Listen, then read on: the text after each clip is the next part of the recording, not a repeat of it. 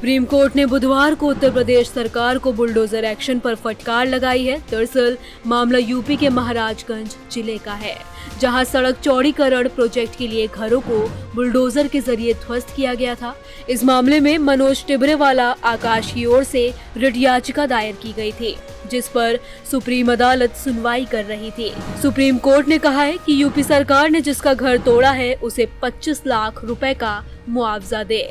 बता दें, CJI D Y Chandrachud ने कहा कि आप कहते हैं कि वे 3.7 वर्ग मीटर का अतिक्रमण करता था। हम इसे सुन रहे हैं, लेकिन कोई प्रमाण पत्र नहीं दे रहे हैं। पर आप इस तरह लोगों के घरों को कैसे तोड़ना शुरू कर सकते हैं? यह राजकथा है, किसी के घर में घुसना। उन्होंने कहा कि ये पूरी तरह से मनमानी है। उचित प्रक्रिया का पालन कहाँ किया गया है? हमारे पास हलफनामा है जिसमें कहा गया है कि कोई नोटिस जारी नहीं किया गया था। आप केवल साइट पर गए थे और लोगों को सूचित किया था। हम इस मामले में दंडात्मक मुआवजा देने के इच्छुक हो सकते हैं। क्या इससे न्याय का उद्देश्य पूरा होगा?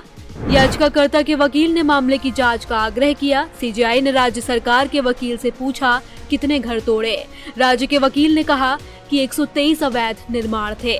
जस्टिस जेबी पारदीवाला ने कहा कि आपके ये कहने का आधार क्या है कि यह अनाधिकृत था? आपने 1960 से क्या किया है? पिछले 50 साल से क्या कर रहे थे? बहुत अहंकारी। राज्य को एनएचआरसी के आदेशों का कुछ सम्मान करना होगा। आप चुपचाप बैठे हैं और एक अधिकारी के कार्यों की रक्षा कर रहे हैं।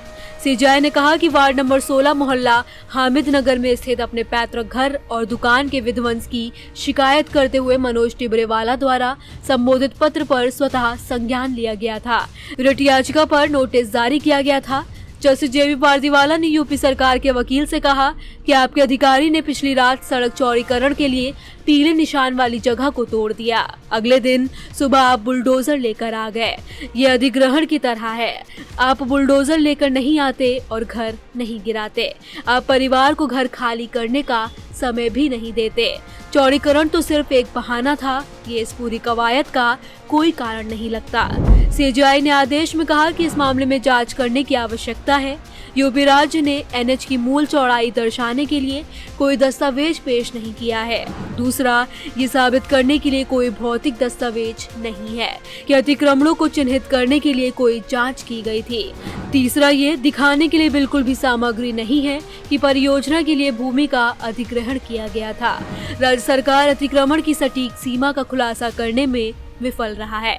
अधिसूचित राजमार्ग की चौड़ाई और याचिकाकर्ता की संपत्ति की सीमा जो अधिसूचित चौड़ाई में आती है, ऐसे में कथित अतिक्रमण के क्षेत्र से परे घर तोड़ने की जरूरत क्यों थी?